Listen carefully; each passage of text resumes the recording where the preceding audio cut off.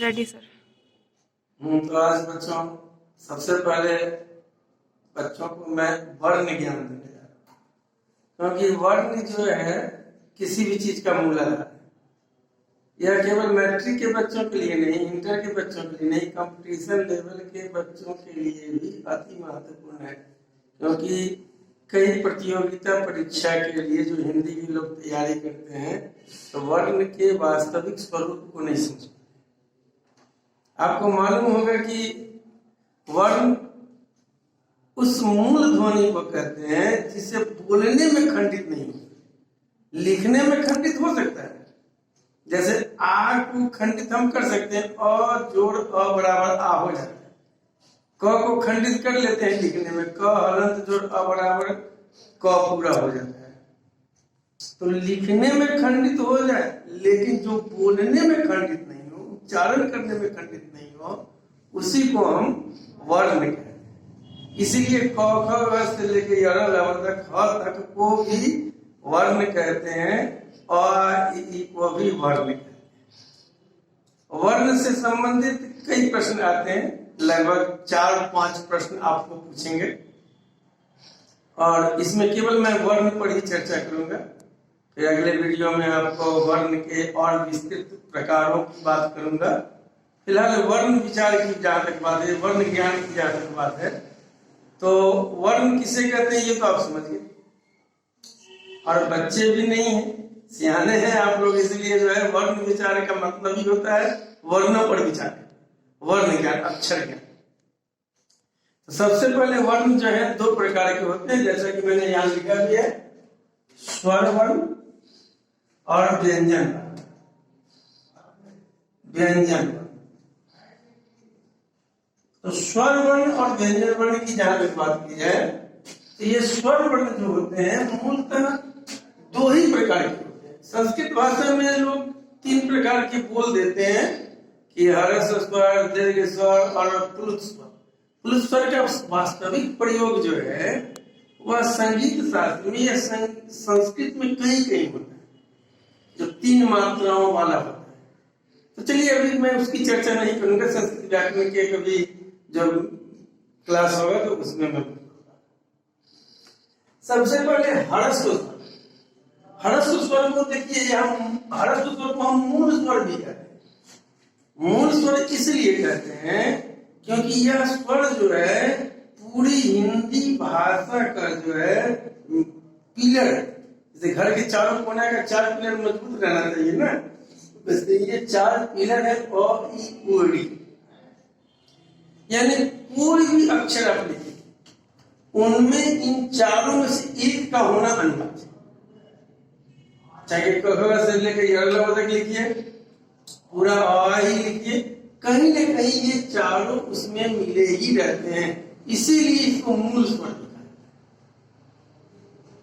अब रही बात कि ये मूल स्वर जो होते हैं ये एक मात्रिक होते हैं, इसमें एक ही मात्रा होती है। एक मात्रा का मतलब क्या होता है कि जिसको बोलने में बहुत अल्प समय का प्रयोग किया जाता है। इस मात्रा पर मैं चर्चा करूंगा छंद विचार में, जब बीए के विद्यार्थियों के लिए मैं वीडियो बनाऊंगा तो उसमें मैं छंद विचार पर मात्रा का कैसे प्रयोग किया जाता है, दोहा कैसे बनाए जाते हैं, चौपाई कैसे बनाए जाते हैं, सोटा कैसे बनता है, ये सब पर चर्चा जो है मात्रा का प्रयोग करने के बाद ही पता चलता है। तो ये एक मात्रिक स्वर है, अ इ उ और ऋ। ये 4 अक्षर जो हुए, 4 स्वर जो हुए, इसको हर्ष। हर्ष जैसे कि बहुत कम समय, जिसका अल्प समय में इसका प्रयोग किया।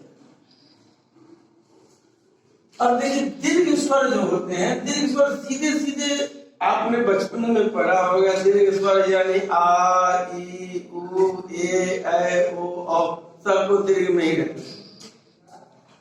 मेरे विचार से दीर्घ स्वर को भी हम 2 भागों में, पहला हो गया कि द्विमात्रिक दीर्घ स्वर जो है, द्विमात्रा के लिए ये चिन्ह है, एक मात्रा के लिए ये चिन्ह है। आप छंद शास्त्र में इसके विशेष ज्ञान लें।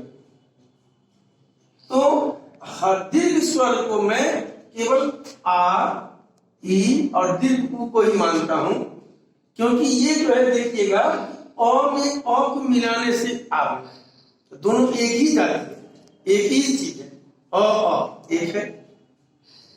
ई में ई को मिलाने से दीर्घ ई बनी है, तो दोनों दीर्घ ई एक है। ऊ में ऊ को मिलाने से दीर्घ ऊ बना है, तो दोनों ऊ एक ही जाति के हैं, इसलिए इन तीनों को मैं अलग कर दिया। उसके बाद इसी दीर्घ स्वर को हम संयुक्त दीर्घ स्वर वर्ण के नाम से जानते हैं।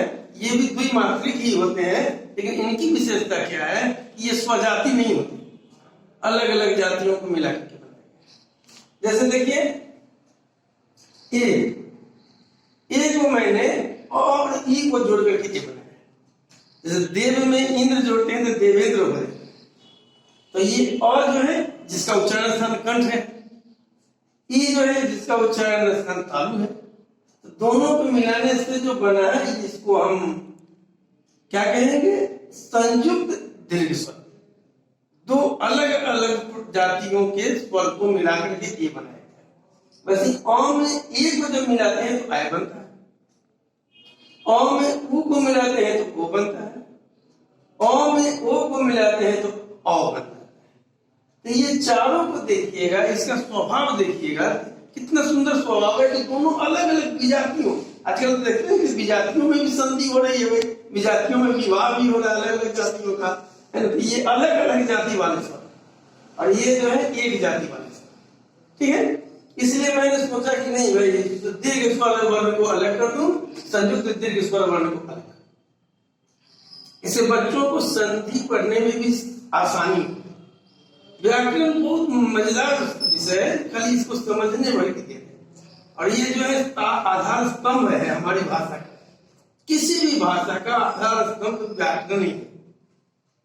चलिए अब स्वर वर्ण की बात जो मैं कर रहा था, उसका व्यंजन वर्ण की जहां तक बात है, तो व्यंजन वर्ण के भी 3 प्रकार होते हैं, स्पर्श व्यंजन, अंतस्थ व्यंजन और ऊष्म व्यंजन। स्पर्श व्यंजन किसको कहते हैं? स्पर्श का मतलब होता है छूना। जब जीवा का कोई ना कोई भाग उच्चारण करते समय छुआ जाता है तो उसको स्पर्श व्यंजन कहते हैं। जैसे क ख ग घ आप बोलते हैं तो जीभ सीधे रहती है और कंठ की आवाज सीधे जीभ को छूती हुई बात है। च जब बोलेंगे तो तालू में जीभ सटती है, नीचे वाले दांत के पिछले भाग। और च जब बोलते समय जीभ की फुनगी तालू में सटती है नीचे, और टोटर बोलने में जीभ की फुनगी ऊपर वाले दांत के पीछे सटती है। टोटर बिना सटा हुए आप बोल ही नहीं सकते हैं, है ना। तो टोटर ऊपर को सटाना पड़ता है। पौपो बोलने में होठ सटाना पड़ता है, मुंह खोल के आप बोल नहीं सकते पौपो। तो क से लेकर के म तक जो है स्पर्श होता है, उच्चारण करने में हमको छूना पड़ता है, इसीलिए जो है इसको स्पर्श व्यंजन कहते हैं। ये 25 है। अब अंतस्थ व्यंजन से ये बड़ा रोचक चीज है। अंतस्थ का मतलब होता है कि अंदर से कुछ बाहर से कुछ, अंदर से यह स्वर है, बाहर से व्यंजन है।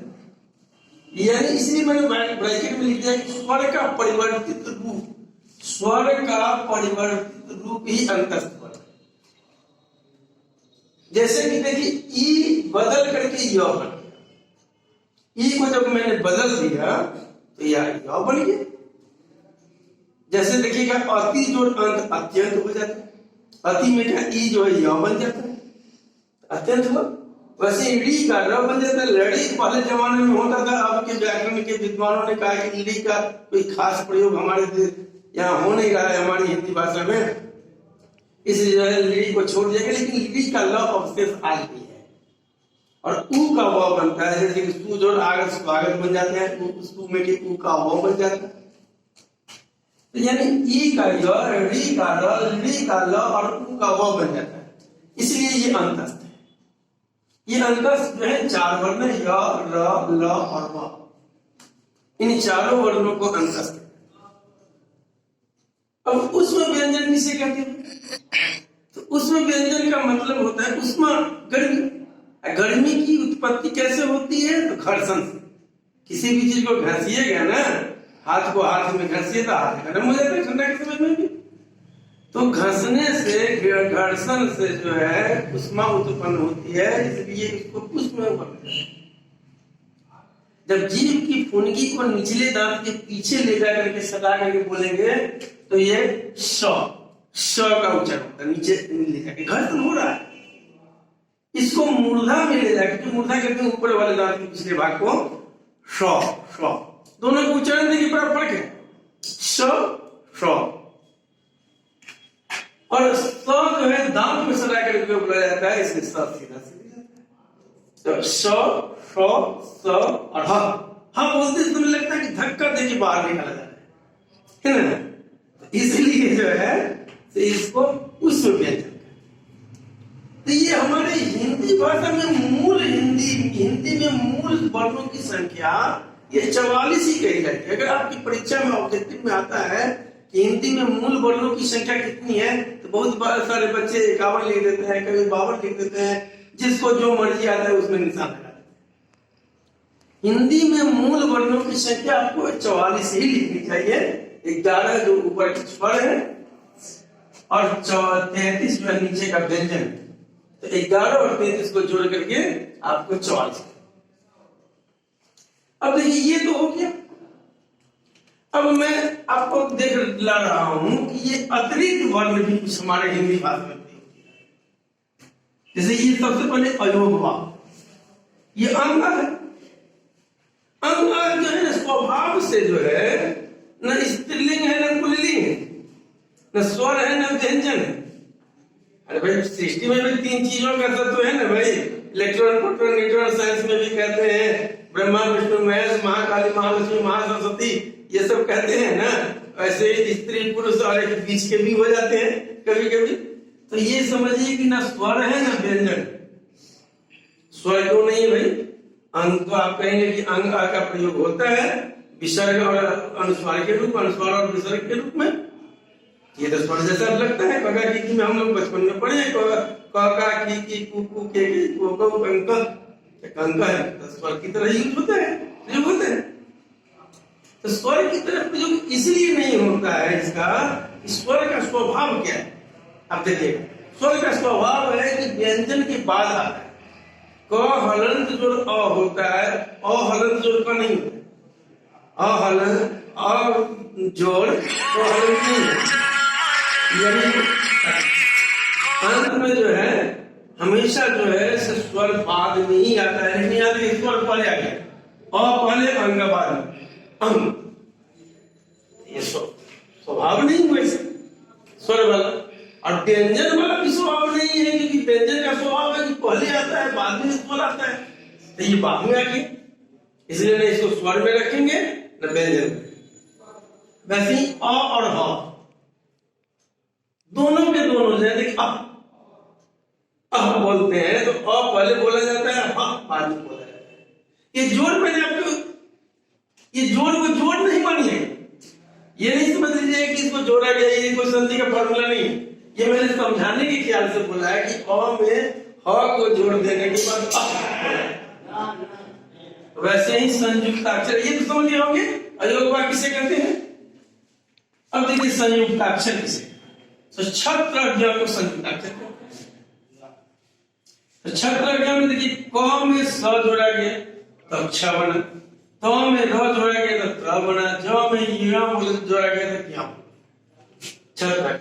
देखिए कुछ मित्र लोग मैंने व्याकरण में देखा भी है, अभी जो आधुनिक अंग्रेजी माध्यम से जो पढ़ाया जाता है बच्चों को, उसमें तो हिंदी की जो दशा बिगाड़ दी, एकदम पोस्टमार्टम कर दिया, ऑपरेशन कर दिया। उसमें ज्ञ जो है ना छत्र ज्ञ के अलावा जो है और भी कई शब्दों को संयुक्ताक्षर में जोड़ दिया। ये संयुक्ताक्षर में और सब शब्द नहीं जोड़ते क्योंकि उसका प्रयोग बार बार होते रहा है ना। तो चलिए उस पर मैं आज चर्चा नहीं करूंगा, उस पर कमेंट्स में कृपा करूंगा। देखिए सबसे पहले जो है क में मूर्धन्य ष को मिलाने पर क्ष बनता है, त में र मिलाने पर त्र बनता है, ज में य मिलाने पर ज्ञ। इन तीनों का प्रयोग संयुक्त रूप से होता है, दो दो व्यंजनों को मिलाने से बनता है, इसलिए इसको व्यंजन नहीं कर सकते, बिल्कुल अतिरिक्त एक्स्ट्रा। र और ढ क्या प्रयोग सही पूछिए तो ये उर्दू भाषा से प्रेरित बात है। तो नीचे बिंदु लगाते हैं। इसका प्रयोग जो है कभी भी, इन दोनों वर्णों का प्रयोग कभी भी शब्द के प्रारंभ में नहीं होता। बहुत सारे लोग शब्द के प्रारंभ में करते हैं तो बिल्कुल गलत है।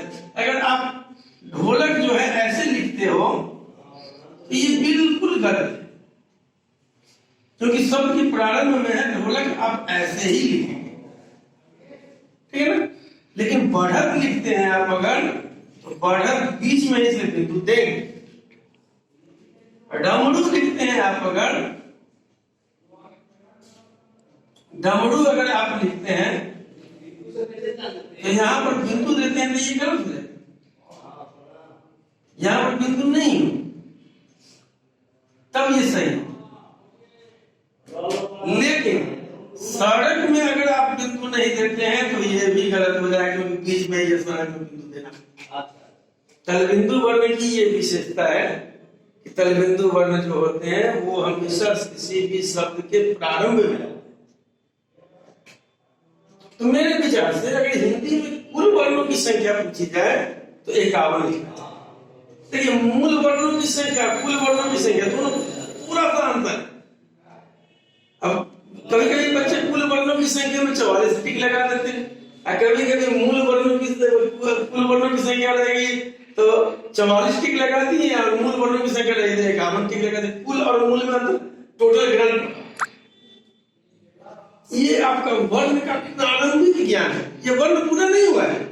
ये वर्ण जो मैंने आपको बताया है यह केवल उत्पत्ति की दृष्टि से बताया है, उत्पत्ति की दृष्टि से वर्ण, ये आपकी उत्पत्ति की दृष्टि से वर्ण भेद है। अब तो उच्चारण की दृष्टि से भी इसके 9 प्रकार हैं, तो और भी कई प्रकार से वर्णों का ज्ञान होता है। ये आपको बीपीएससी यूपीएससी तक काम देगा, ये कंपटीशन लेवल के ग्रामर। तो प्रतियोगिता परीक्षा में सफलता पाने के लिए आप मेरे यूट्यूब चैनल पर देखते रहेंगे। अजय कुमार मिश्र 124 टाइप करेंगे तो मिल जाएगा, या Hindi by Ajay Mishra, Hindi by Ajay Mishra type करेंगे आप मिल जाएगा। और ये आप मुफ्त शिक्षा का आनंद लें।